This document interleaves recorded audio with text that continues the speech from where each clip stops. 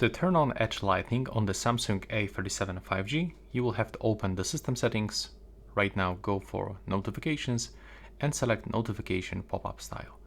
Now when you go for the add lighting effect, you can only find 1, 2, 3, 4, 5 effects. Of course you can still customize them, you can change its color if you want, and in the advanced settings you can set transparency and duration. But I can show you how you can get more of these effects. So we can do this by opening the Galaxy Store.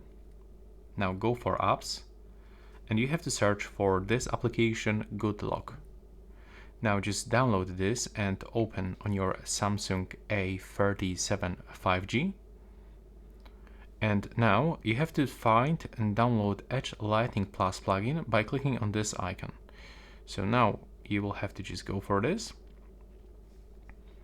Wait a little bit. And right now we have to go to set a custom style and open it, and now as you can see we can find a multiple more effects available, like this, like that, or you can even, for example, get the raining effect.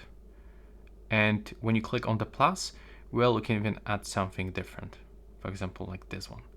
So as you can see, there's a lot of things that we can customize, and what we can even do, we can even set a photo from our gallery.